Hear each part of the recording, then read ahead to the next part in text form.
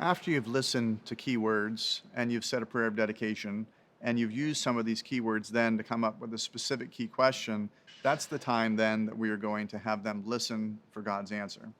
And one of the things with this that's going to be a bit fun is often it's going to be a word that might come to them: anger or fear or worry. Half of the time or more, it's going to be an emotion that's coming to them. And often we'll ask a question.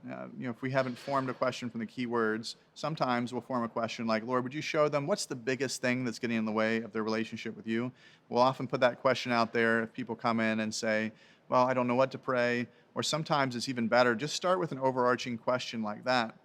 And with this, then, if you've either started with a question like that or a question using the key words, as we ask, then these other words come up. So it might be worry or fear or anxiety. Words that they didn't necessarily bring up in the conversation now are coming to the forefront, showing perhaps that that which they thought was key to their story was only a symptom, maybe, of this.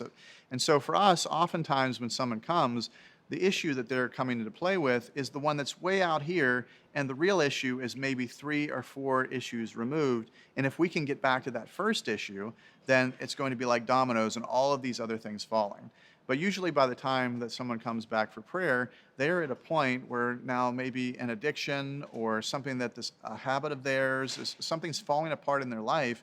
And because of that, that's what they want to pray about. But really, where they need healing is way back here at the very beginning, where the hurt happened, where they first believed a lie, where they first came up with a life strategy, where they first started to believe something about themselves, others, or God.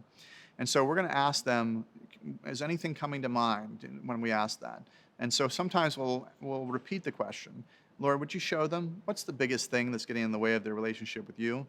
Or the question we have with Michael, Lord, what is the issue with fear in Michael's life? Would you bring that to his mind?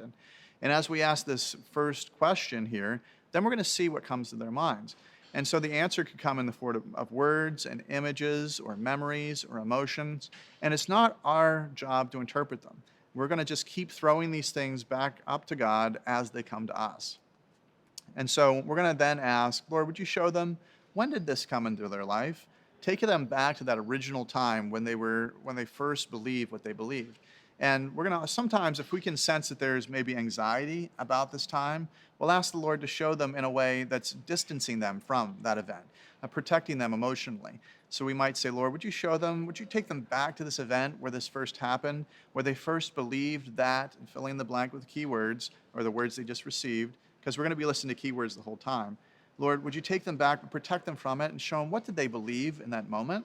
So we're going to go back to the beginnings of this, and it might be something that's just one day. It might be a conversation, or it might be a whole era of time where these things got reinforced. It's not necessarily going to be the first time that this happened, but it's going to be a very significant time where these things were reinforced, maybe solidified in their own beliefs. And so when you ask that, just say, is there a memory that comes up? And let them give you a little bit of feedback about this memory.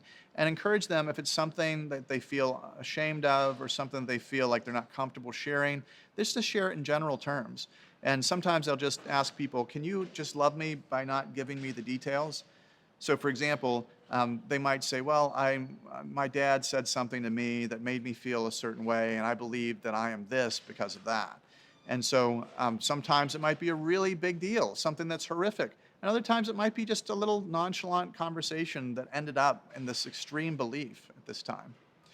And so going back to what they believed, and then at this point, this is a really good time to stop and summarize what they have already told you. So namely, something happened at a certain time, starting with a when, and then moving on to this belief. So something happened which made you believe, and then at this point, it caused you to bring up that keyword then. So it might be, for example, that someone told you something which caused you to believe that you weren't good enough, and so consequently now you have worry and fear or anxiety or low self-esteem or something like that. And this will be a really helpful time to just kind of show them a little bit of what's underlying their story.